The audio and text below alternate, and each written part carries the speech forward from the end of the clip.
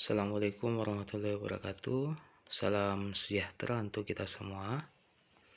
Dalam kesempatan kali ini kita akan membahas tentang hak dan kewajiban warga negara, di mana setiap warga negara dalam melaksanakan kehidupan yang ada di masyarakat, warga negara tersebut memiliki hak dan kewajiban.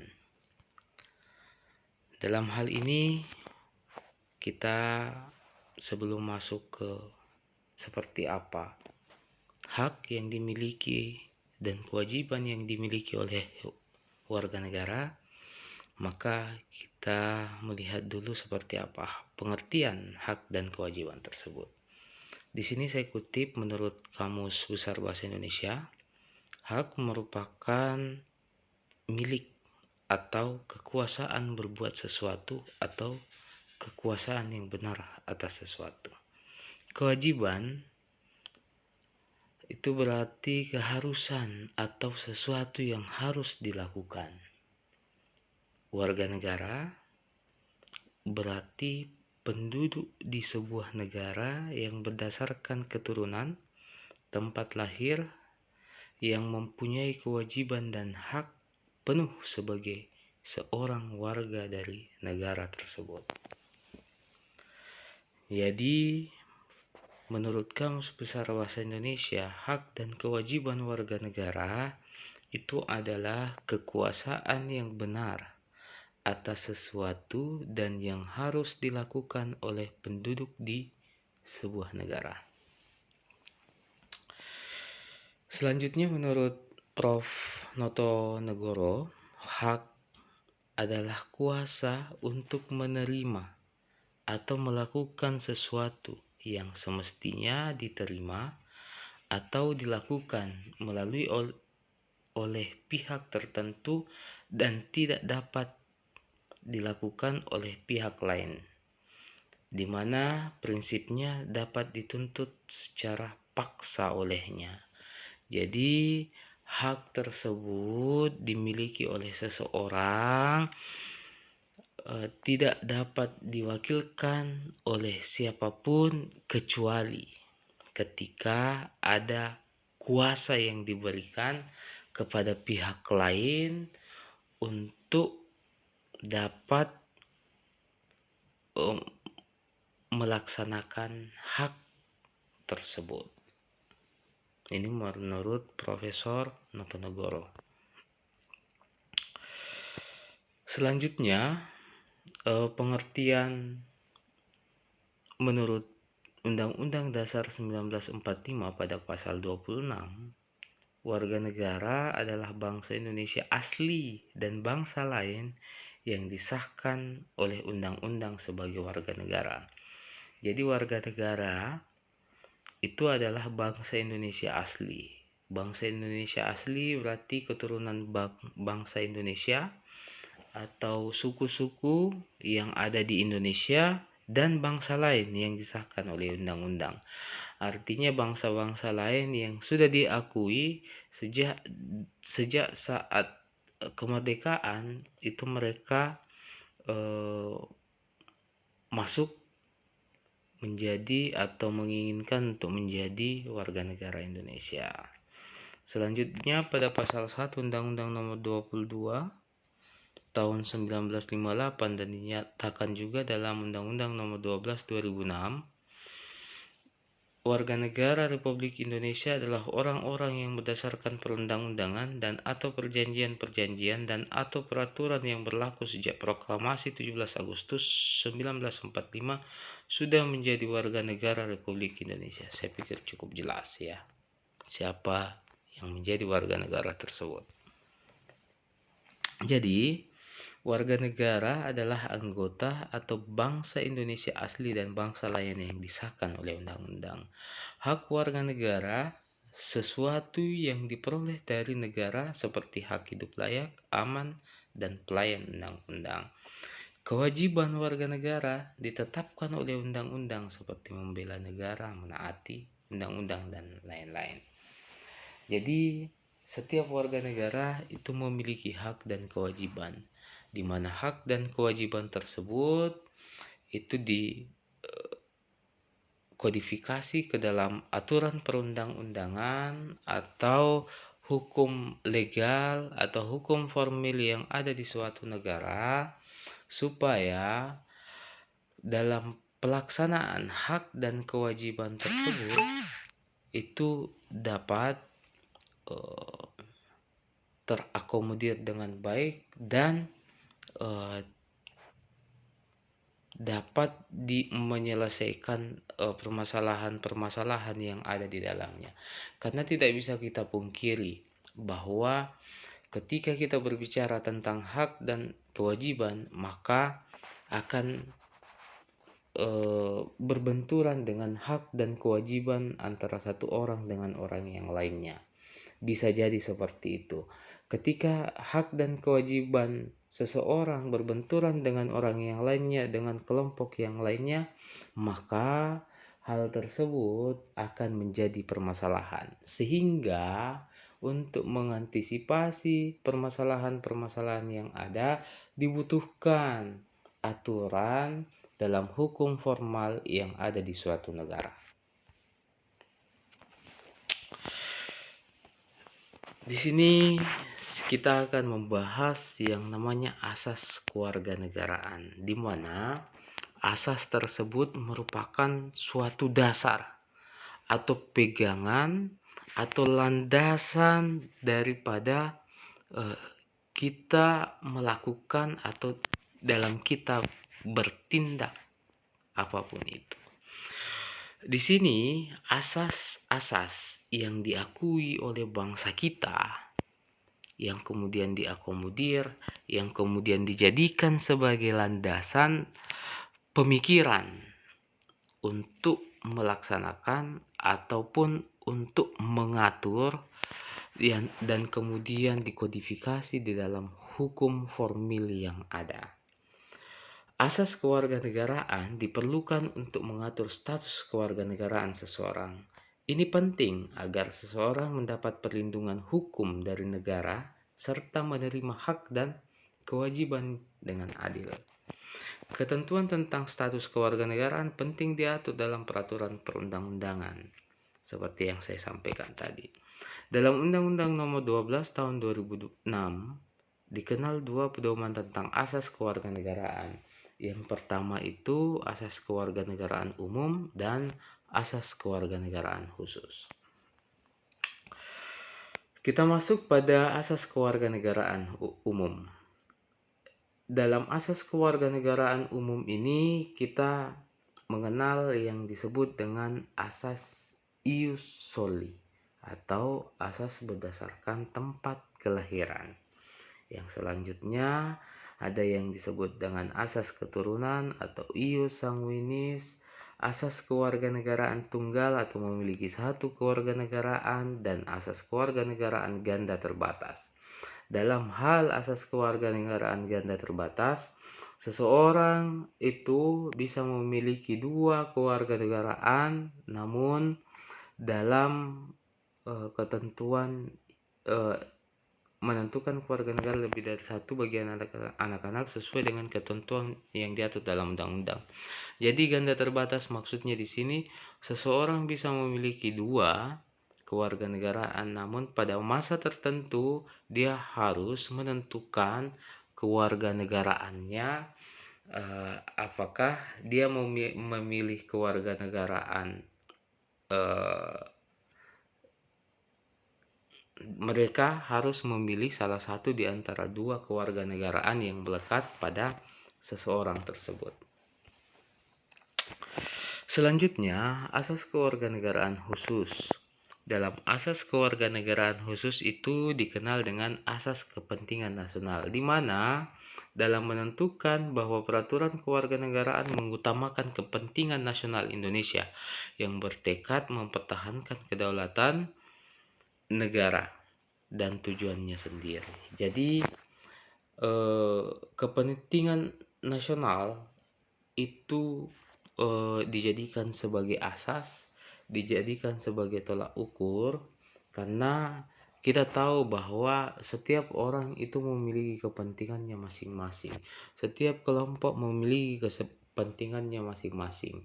Dalam hal ini, ketika kepentingan-kepentingan tersebut berbarengan atau berbenturan dengan kepentingan nasional, maka yang didahulukan adalah kepentingan nasional dibandingkan dengan kepentingan-kepentingan yang lainnya. Selanjutnya, asas perlindungan maksimum. Pemerintah memberikan perlindungan penuh kepada setiap warga negara Indonesia. Ini dijadikan dasar untuk melaksanakan tata kelola di dalam pemerintahan yang ada di negara kita. Supaya apa? Pemerintah memiliki kekuatan untuk melindungi segenap tumpah darah, segenap masyarakat yang ada di negara Indonesia atau yang menjadi warga negara Indonesia, baik itu yang ada di dalam negeri ataupun di luar negeri.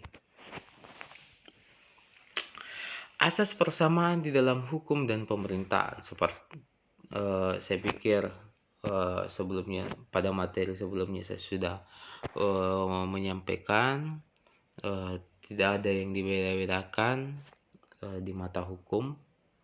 Kita semua di mata hukum itu sama, tidak ada yang dibeda-bedakan. Asas kebenaran substantif. Prosedur kewarganegaraan seseorang tidak hanya bersifat administratif, tetapi juga disertai substansi dan syarat-syarat permohonan. Jadi seseorang ketika ingin mengajukan diri untuk menjadi kewarganegaraan, terutama Indonesia, itu harus memiliki alasan yang memang betul-betul bisa diterima dan masuk akal, logis, tidak main-main. Karena untuk mengajukan dan untuk diterimanya pengajuan atau permohonan kewarganegaraan seseorang, terutama di Indonesia, itu tidak semudah kita untuk membalikan telapak tangan. Karena pemerintah pun dalam hal ini adalah pengadilan negeri, itu tidak akan dengan mudah atau serta-merta menerima seseorang untuk menjadi warga negara Indonesia. Karena jangan sampai ada hal-hal yang mengikut atau beserta dengan keinginannya untuk mengajukan permohonan kewarganegaraan Indonesia tersebut. Jadi tidak main-main. Jangan sampai ada orang yang memiliki penyakit menular dan menjadi orang Indonesia terus beranak pinak dan seterusnya, itu akan menjadi ancaman untuk negara kita. Ini semua perlu dipertimbangkan. Jadi hakim tidak akan semudah kita membalikan telapak tangan untuk menetapkan dan menerima seseorang yang mengajukan permohonan kewarganegaraan. Asas non-diskriminatif, saya pikir hal tersebut sudah jelas. Asas pengakuan dan penghormatan terhadap HAM. Asas keterbukaan, asas publisitas. Seseorang yang memperoleh dan atau kehilangan kewarganegaraan akan diumumkan dalam berita negara. Jadi siapapun yang mendapatkan ataupun kehilangan kewarganegaraan atau melepaskan kewarganegaraannya, maka hal tersebut dalam hal ini pengadilan negeri wajib hukumnya untuk mereka mensosialisasikan, mensiarkan supaya warga masyarakat baik itu yang di luar yang di dalam itu mengetahui bahwa si A itu sudah menjadi warga negara ini, si B itu sudah menjadi warga negara Indonesia, dan seterusnya.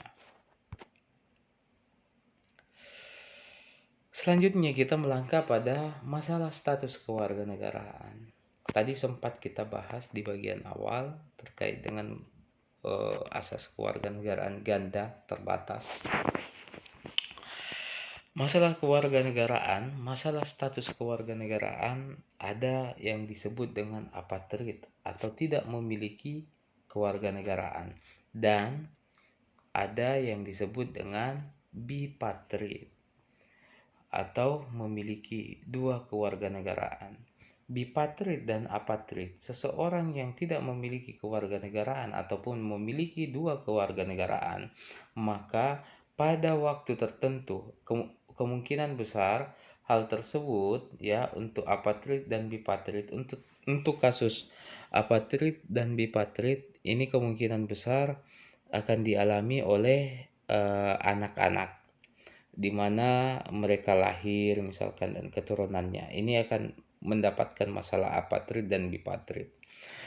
Nah, sesuai senada dengan apa yang dimaksud oleh asas kewarganegaraan ganda terbatas yang ada tadi, seseorang itu pada waktu tertentu atau dalam peraturan perundang-undangan yang ada di negara kita pada usia 17 tahun atau sudah menikah atau sudah kawin itu sudah dapat menentukan status kewarganegaraannya.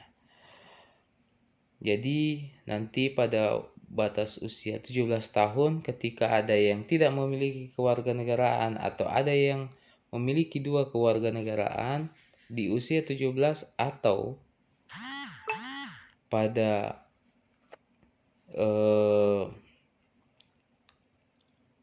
waktu sudah menikah, sudah kawin, dia dapat menentukan menjadi warga negara mana atau memilih salah satu ketika dia mendapatkan masalah bipatrid.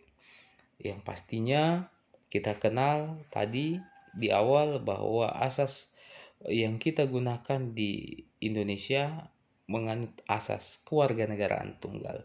Tidak ada orang yang bisa memiliki dua kewarganegaraan, tapi juga dikenal asas kewarganegaraan ganda terbatas.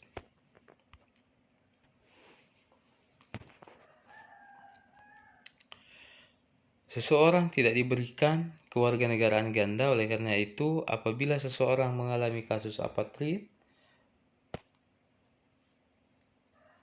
berumur 18 tahun, dia bebas memilih kewarganegaraannya dan seterusnya ini ya. Jadi ini adalah syarat memperoleh kewarganegaraan berdasarkan Undang-Undang Nomor 12 Tahun 2006.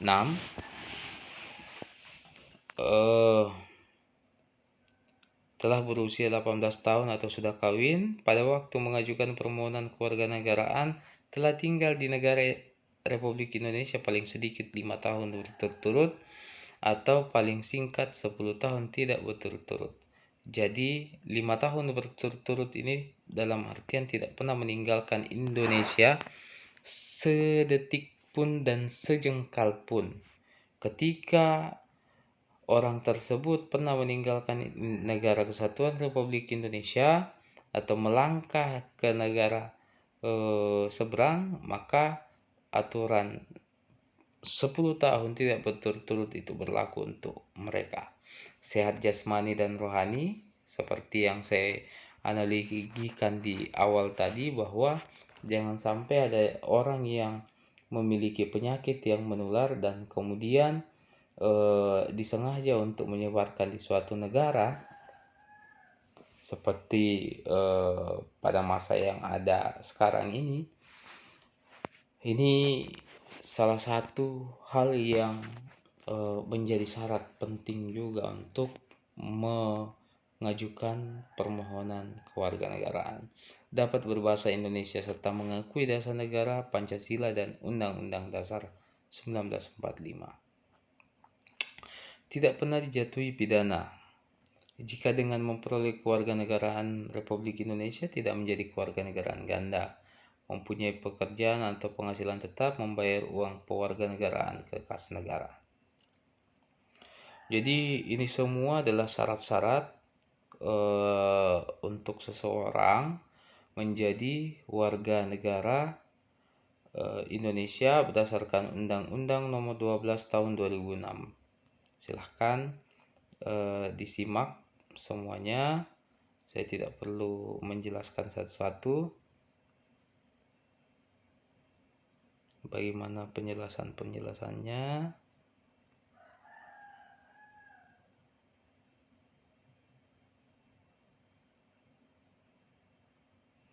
Saya pikir demikian pertemuan kita.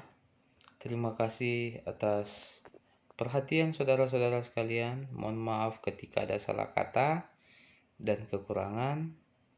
Wabillahi taufik wal hidayah. Wassalamualaikum warahmatullahi wabarakatuh. Salam sejahtera untuk kita semua.